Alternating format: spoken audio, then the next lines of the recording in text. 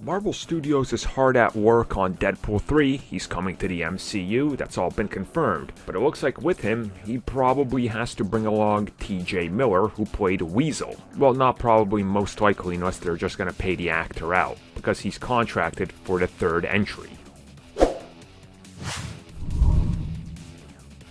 So for the first time in what feels like forever, TJ Miller finally talked a little bit about what's been going on with him. In case you're wondering why you haven't heard anything from him, it's because back in 2018 he decided to be a funny man and report a threat on the Amtrak line in New York. Because haha funny, people might die, they'll find it funny, look at me, TJ Miller. So of course, yeah, Silicon Valley, he got the boot.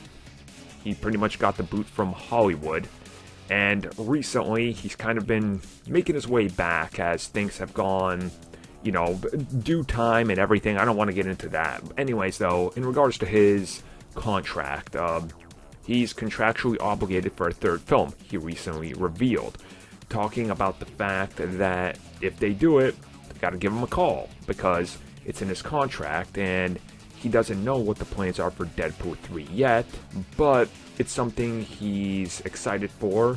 It says he's contracted to something, and he'll know what happens next when it exists. But as of right now, it doesn't exist, so what can he say, and what can he confirm? So this is going to be one of those weird situations where contract quite obviously is in place. Disney's not going to want somebody associated with domestic threats in their film. So there's going to be some problems here with how they approach this. My guess would be Disney could probably argue that he could damage the brand and the film for what he did, and they'll be able to either pay him out or just not even pay him out and remove him, or a certain amount of time could elapse. Now, depending on how the Fox contract was structured, that could be the deciding factor here, and none of us know how that's been formed or what it says, so I suppose we just wait and see what happens. If he is, you know, contractually obligated to fully appear as a supporting character or something, and that's what it says, then Disney could find themselves in some trouble, and it could take some legal leaps and bounds of arguing with one another in the courts of why they don't want him in there. And this could honestly be the way it goes, and maybe it's why it's taken so long to integrate some of these Fox properties, such as Deadpool and the X-Men, because they're still leftover contracts with guaranteed money.